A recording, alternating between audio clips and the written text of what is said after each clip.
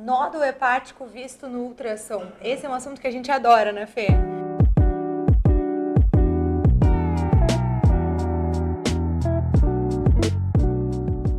Nós, como hepatologistas e também ultrassonografistas, a gente acaba fazendo muito ultrassom de nódulo hepático, tanto para diagnóstico, para rastreamento de CHC em paciente com cirrose, mas também muito ultrassom para acompanhamento de paciente que já tem diagnóstico de nódulo benigno e que aparece na clínica uma vez por ano, para saber como é que está a estabilidade desse nódulo ou se apresentou algum crescimento. E aí?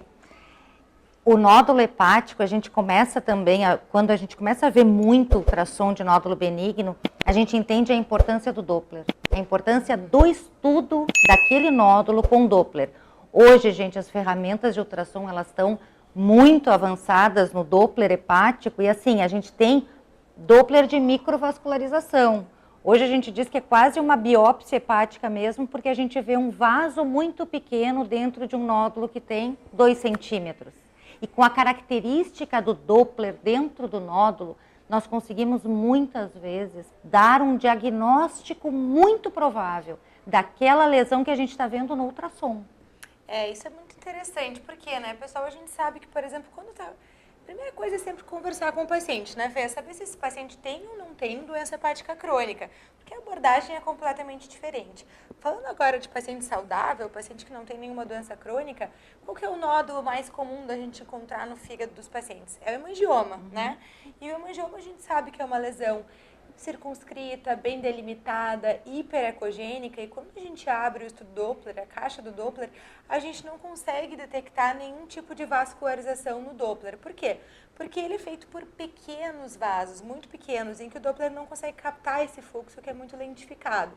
Então, o ultrassom lado B, ele é suficiente para dar diagnóstico de hemangioma, e isso está em todos os guidelines de hepatologistas sobre nódulos hepáticos. Desde que o paciente não tenha fator de risco. Exato, em pacientes saudáveis.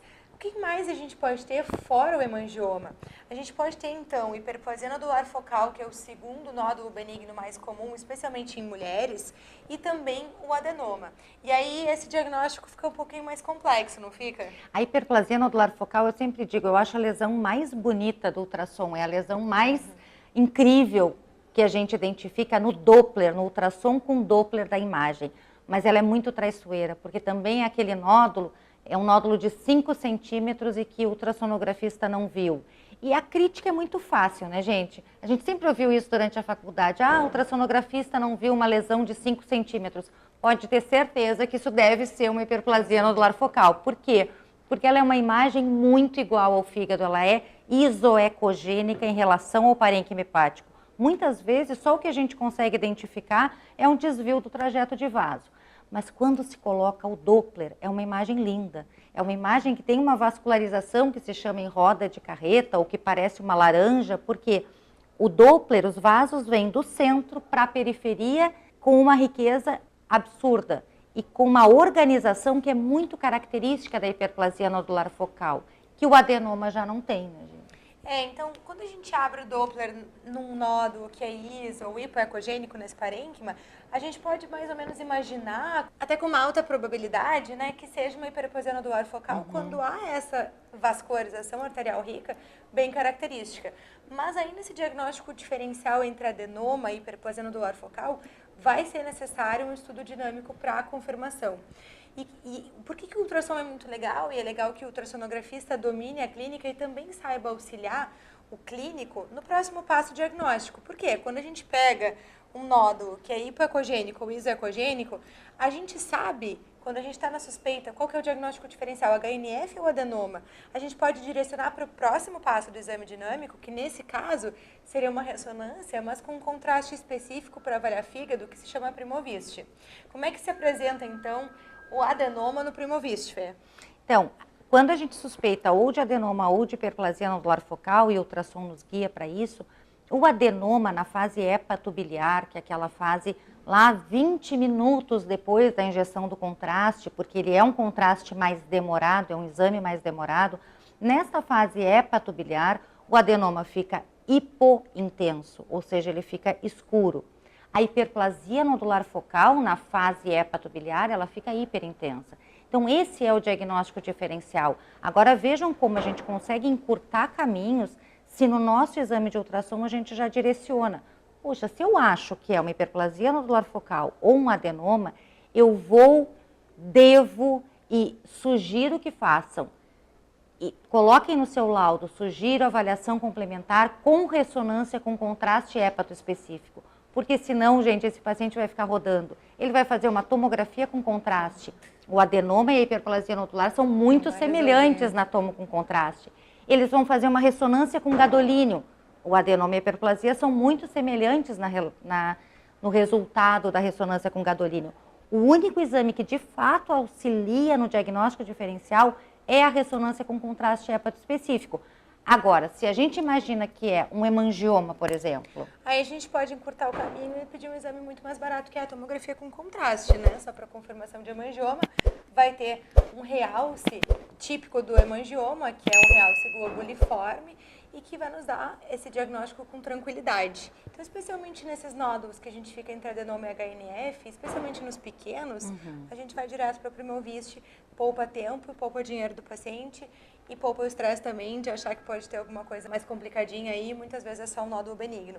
Já nos pacientes que têm doença hepática crônica do fígado, e aqui eu estou falando de cirrose também, mas a gente também está falando de hepatite B crônica, de esteatose nesse parênquima, a coisa não é tão simples, porque a gente vai ter que sempre pensar que esse é um paciente que está em risco aumentado para fazer nódulos malignos do fígado, destacadamente o hepatocarcinoma. E aí a abordagem é um pouquinho diferente. Aí a gente não pode ter essa segurança, né? Olha, deve ser um hemangioma, uma hiperplasia, porque são duas situações muito perigosas para o desenvolvimento do carcinoma hepatocelular, mesmo na ausência de cirrose. Na verdade, são as duas únicas que podem gerar um hepatocarcinoma na ausência de cirrose. Então, qualquer nódulo visto em um paciente com hepatite B ou com esteatose, a gente precisa ter um olhar diferente. E lembrem, sempre na suspeita de um hepatocarcinoma, na suspeita de uma lesão maligna, o melhor não é a ressonância com contraste hépato específico. O melhor é uma boa fase arterial, seja ela com tomografia com contraste, seja ela uma ressonância com gadolínio. O que importa é que tenha uma fase arterial, uma segunda fase arterial, né? A gente tem a primeira fase arterial que é mais precoce e uma segunda fase arterial um pouquinho mais tardia, quase portal. Essa é a fase ideal para nos dar o diagnóstico das lesões malignas do fígado. E também tem aquelas peculiaridades, né, da esteatose, que os nódulos são diferentes muitas vezes na esteatose. Então na esteatose a gente sabe que o nódulo pode não se apresentar de forma típica, ou seja, um fígado com esteatose, que é um fígado hiperecogênico, ele pode ter um hemangioma que se apresenta como um nódulo hipoecogênico. E que não é raro. Então a gente vai precisar lançar mão, sim, de estudo contrastado. Claro, né, gente, que no paciente com suspeita de hepatocarcinoma, a gente sabe que a ressonância tem algumas vantagens, né, Fê? Vai ter a difusão que nos ajuda, a gente sabe que tem alguns critérios especiais no LIHADS com o Primovist, por exemplo, coisas novas que a gente está falando, mas como regra, a gente consegue guiar muito bem. E lembrando também que a gente está falando aqui de nódulos próprios do fígado, né? Exato. Mas lembrando que o maior achado, né, o maior volume de nódulos encontrados no fígado não é nódulo próprio do fígado, mas sim metástase de outros tumores. E aí a abordagem é completamente diferente. E também com relação à esteatose, né, gente, cada vez mais a gente vê esteatose no ultrassom, é importante lembrar que um hemangioma, por exemplo, ele pode não ser visto numa esteatose mais acentuada. Então, às vezes é aquele nódulo que o paciente apresenta em um exame de ultrassom e depois a sua esteatose progride e aquele nódulo desaparece. Na verdade, ele está sendo escondido em um fígado que está com uma infiltração adiposa, fazendo com que o reflexo ecográfico seja maior, então ele é mais ecogênico, ele é mais brilhante. E isso pode realmente apagar alguma imagem nodular que foi vista anteriormente. E aí vem o nosso acompanhamento da esteatose também, que hoje os aparelhos nos dão a quantificação da esteatose. Perfeito. Eu acho que esse assunto que tu levantou sobre esteatose, ele é muito interessante porque era uma coisa, um gancho que eu ia puxar até para um próximo vídeo, que é o quê? O paciente que tem sobrepeso ou obesidade, ou que tem muita esteatose acentuada, e que a gente vai fazer ultrassom e não tem uma visualização adequada de todo o parênquima. Ou seja, o exame que a gente não consegue com clareza dizer, neste fígado não tem nódulo e eu te garanto, né? Mesmo que o exame tenha sido muito bem realizado. Isso é um exame que a gente chama de ultrassom LIHAD-C. O LIRAD C é aqueles... Eu não tenho hábito, acho que a gente também não, de usar essa classificação LIRADs no nosso ultrassom, mas é importante que seja dito no final do laudo, ou LIRAD C, mas que explique o que é o seguinte, esse exame, ele foi realizado com dificuldade técnica, não sendo possível um adequado rastreamento de hepatocarcinoma, por exemplo, devido à importante esteatose, que está atenuando muito o feixe sonoro dos segmentos posteriores, por exemplo. Então, se a gente não tem segurança que pôde ser visto todos os segmentos do fígado desse paciente, isso é um indicativo de que deve estar no laudo. Mas aí vem aquela pergunta que também nos fazem. Então, quer dizer que a gente deve pedir exame com contraste para todo paciente que tem uma esteatose acentuada? Não, isso não é verdade, né? E existe muito preconceito também, né? Às vezes chega um paciente que é obeso, inclusive, e o ultrassonografista já fica com medo, porque acha que não vai ter uma boa imagem. Tem muito magrinho que está com muito gás no intestino que a gente tem uma imagem muito pior. Então, a gente tem que ver exatamente como é que vai ser o exame desse paciente. Tem vários pacientes com esteatose e obesos que a gente tem uma visualização perfeita de todos os segmentos hepáticos e de que pode dar essa segurança, né? Mas é o nosso compromisso também deixar muito claro, isso não é feio de colocar no laudo, pelo contrário, mostra o nosso compromisso com a entrega do resultado desse exame, que não foi possível fazer um rastreamento adequado e que se a ideia é fazer um rastreamento de nódulos, que seja sugerido, então, um exame dinâmico, eventualmente contrastado, para fazer esse diagnóstico. Mas hoje, eu acho que é importante também a gente falar que como os pacientes estão muito próximos da gente, do clínico e do radiologista, e principalmente se existe essa interação entre clínico e radiologista, o que a gente quer hoje, né, gente, com o diagnóstico da quantificação da esteatose, é fazer com que o paciente saiba que hoje no seu exame existe uma esteatose acentuada, a ponto de não se conseguir ver todo o parênquima, isso pode estar se perdendo o nódulo. Mas será que é adequado a gente pedir ressonância para todo paciente que tem esteatose acentuada? Se nós estamos muito próximos dele, o que a gente quer? Qual é aquele paciente que a gente gosta de ver no dia a dia? É exatamente o acompanhamento da melhora da esteatose. Então, hoje, com esses novos softwares, a gente consegue dizer, hoje ele tem 0,7 decibéis por centímetro por megahertz. Não importa se é leve, moderada, acentuada. O nosso valor hoje é 0,7.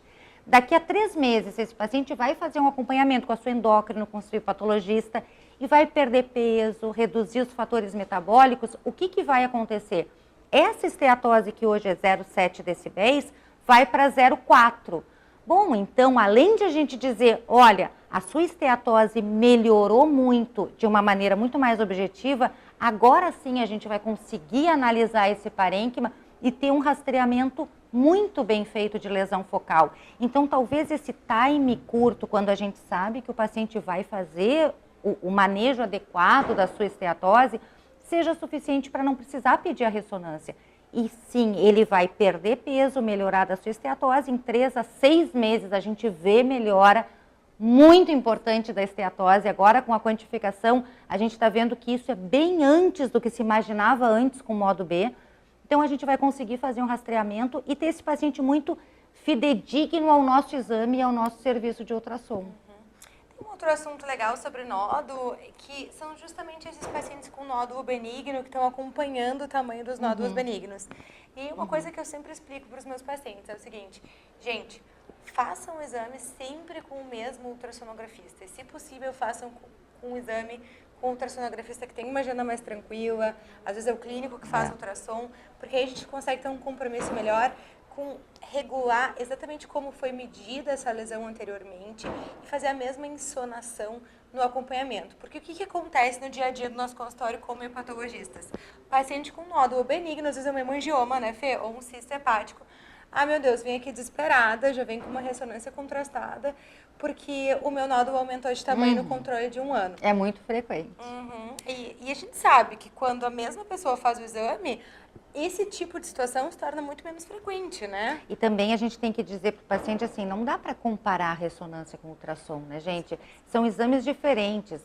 Quando é que foi medido esse nódulo? Foi na fase pré-contraste, na fase do contraste? Quer dizer, o que quer dizer esse aumento ou redução da lesão focal? Então, se está sendo feito um acompanhamento com ultrassom e se é uma lesão que é muito bem vista no ultrassom, ela é sim suficiente para se fazer um acompanhamento do tamanho dessa lesão. E como seja exatamente que o ideal é que seja feito com o mesmo aparelho, com o mesmo médico. E os pacientes a A gente brinca até, né? Eu não lembro bem do nome, mas eu lembro do fígado dela. Eu sei como é aquela lesão. Porque a gente acaba guardando aquela imagem e o paciente, ele é fidedigno. Ele vem a cada ano, a cada 6 meses ou a cada ano e meio, mas a gente acompanha ele ao longo dos próximos muitos anos. Por quê? Mesmo que a gente diga que não precisa acompanhar o hemangioma, ou que não precisa acompanhar a hiperplasia nodular focal, eles querem saber. E eu iria gostar também de saber se o meu nódulo está crescendo ou não. Eles fazem, e assim, justamente por essa variabilidade de quem interpreta, de quem faz a ultrassonografia, muitas vezes o que acontece? Fez um exame hoje, daqui a um ano cresceu, gera um estresse para o paciente, gera um estresse para o clínico, e tem muito clínico que acaba pedindo ressonância para controle anual de nódulo benigno, né, gente? Aí é um desperdício de dinheiro, é um desperdício de recurso, inclusive dos convênios, que a gente tem que evitar a todo custo, porque o ultrassom é um excelente exame para fazer esse acompanhamento de tamanho e rastreamento de nódulos.